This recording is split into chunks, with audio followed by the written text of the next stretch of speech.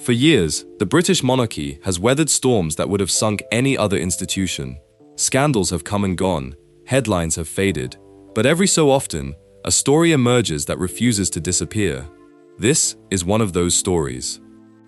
It begins not with a dramatic confrontation, not with a palace insider spilling secrets, but with something far more mundane, a shipping register, a single document buried among thousands of others, routine paperwork, the kind that rarely attracts a second glance.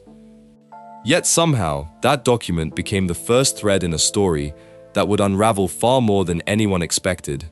What started as a quiet summer holiday would soon raise questions about influence, trust, and the future direction of the monarchy itself.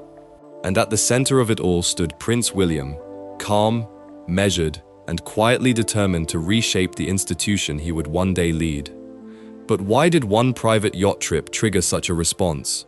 And what did it reveal about the shifting balance of power inside Buckingham Palace? This is the story of how a routine holiday became a royal turning point. It was July 2026. While Prince William and Catherine carried out their usual round of public engagements, visiting a children's hospice in Birmingham and meeting veterans near Edinburgh, Queen Camilla was reportedly spending part of her summer elsewhere. According to later reports, she was aboard a luxury super yacht anchored off the southern coast of France.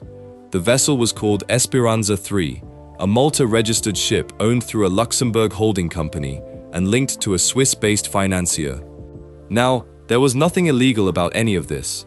The yacht was owned by a private individual. The holiday was described as a private getaway. But what drew attention was not the trip itself, it was the secrecy surrounding it. Given the monarchy's usual practice of documenting senior royals' movements, the absence of any official acknowledgement prompted immediate questions. Why had this particular journey been kept so quiet? And why had no palace briefing been issued? But what truly made the story impossible to ignore was something else. The owner of the yacht was no stranger to public scrutiny. He had been mentioned in European lobbying disclosures connected to land development, agriculture, and historic property projects. None of those records proved any wrongdoing, but they were enough to spark debate. Critics argued that these industries often overlap with areas linked to the crown, and even if nothing improper actually happened, the appearance of impropriety can be just as damaging. Then another detail emerged. According to reports, this was not Camilla's first time aboard this particular yacht. She had reportedly spent time on it during an earlier holiday. That meant the 2026 trip was not a one-off visit, but part of a wider pattern of social connections. To some royal watchers, that made the situation far more interesting.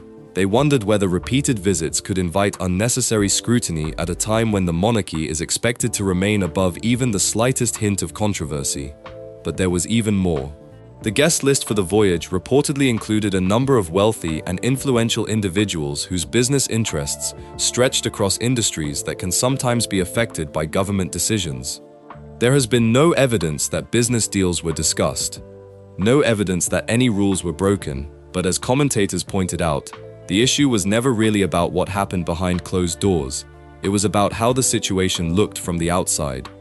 In royal life, appearances often matter almost as much as reality. The monarchy has spent generations trying to protect its reputation for political neutrality and independence. And because of that, even the image of powerful business figures enjoying private time with a senior member of the royal family can quickly become a topic of public debate. Critics argued that ordinary people expect the monarchy to remain distant from situations that could be interpreted as giving wealthy individuals special access, whether or not any influence was ever exercised. But perhaps the most surprising part of the story was how it reportedly came to light in the first place. According to the account, investigators pieced everything together by comparing a ship registry record with a social media photograph that had been briefly uploaded and then deleted. That single image reportedly became the starting point for a much larger investigation. Journalists worked to verify the yacht's location, identify passengers, and confirm key details before approaching Buckingham Palace for a response. Whether any royal rules were actually broken remains unproven. However, many observers argued that the controversy was driven less by evidence of misconduct and more by public perception. And in the world of the monarchy, Where trust and credibility are among its greatest assets, even the appearance of privileged access can be enough to ignite headlines. Now, this is where things take an unexpected turn. According to reports, Prince William learned about the yacht holiday before photographs or details reached the newspapers. That detail has fueled even more speculation because it raises one obvious question: who told him? The account suggests that someone with knowledge of the trip deliberately contacted Kensington Palace, believing the situation deserved William's personal attention. If true, this was far more than an ordinary media leak. It suggests that at least one insider felt the holiday carried consequences significant enough to reach the future king before it reached the public. Perhaps the most intriguing claim is what this alleged tip-off might reveal about the changing balance of power inside the royal family.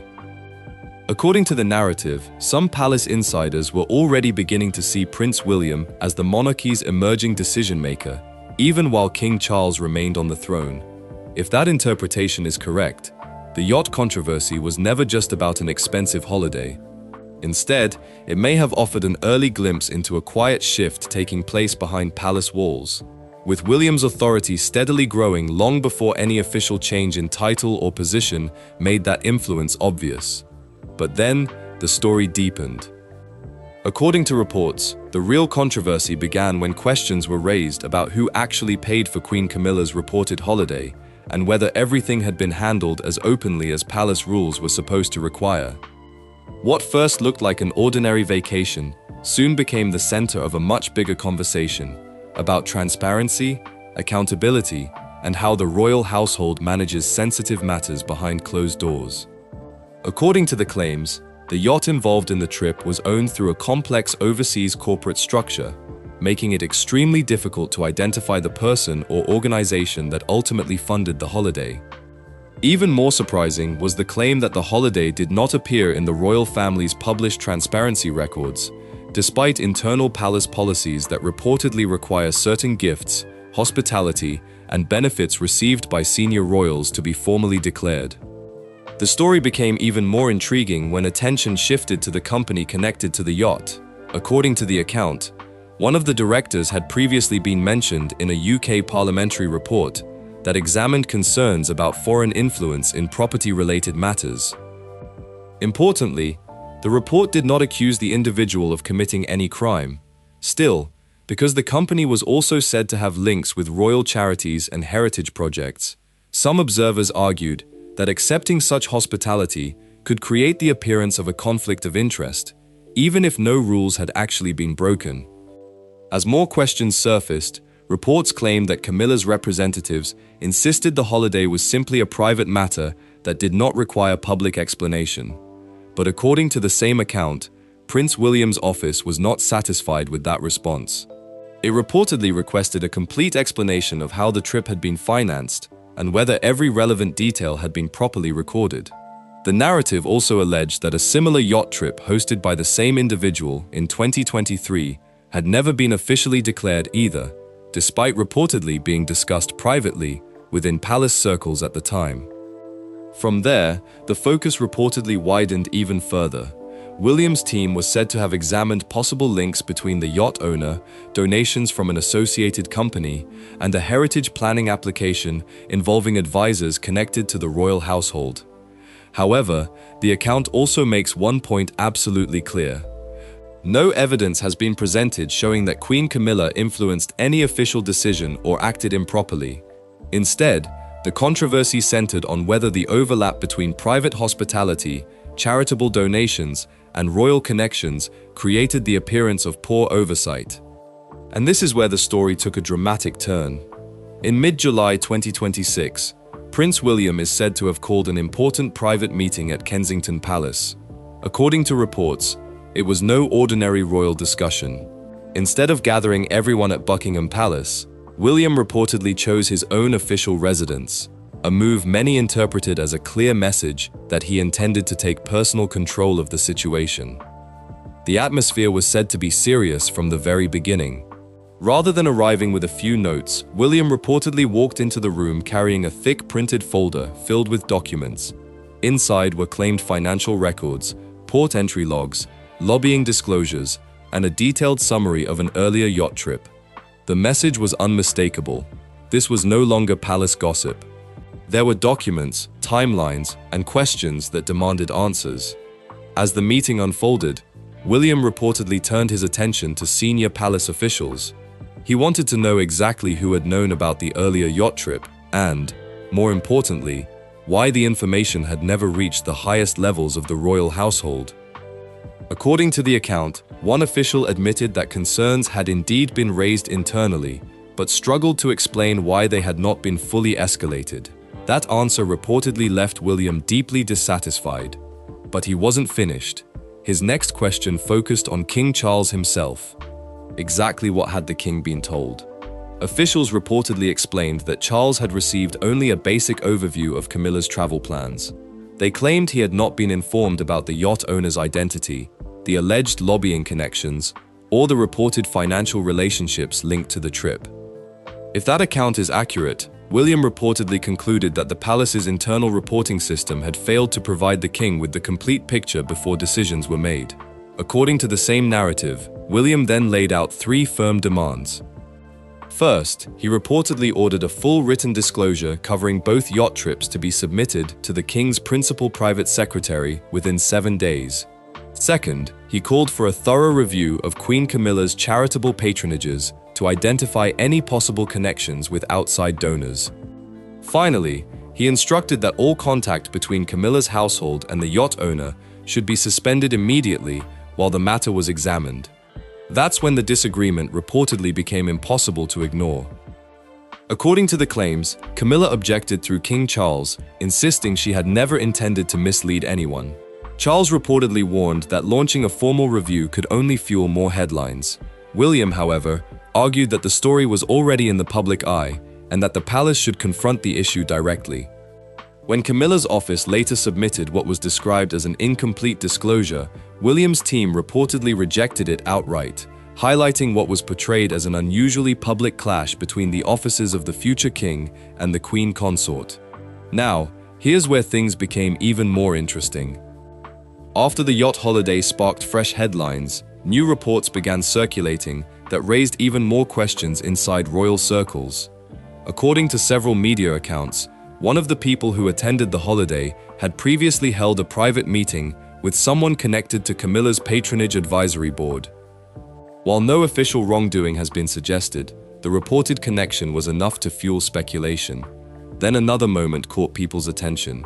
Around the same time, King Charles attended a major film premiere without Camilla by his side, even though she had originally been expected to join him. The official explanation pointed to a scheduling conflict, but that didn't stop royal commentators from wondering whether something deeper was happening behind palace walls. To many observers, it looked like a small but noticeable shift in royal appearances.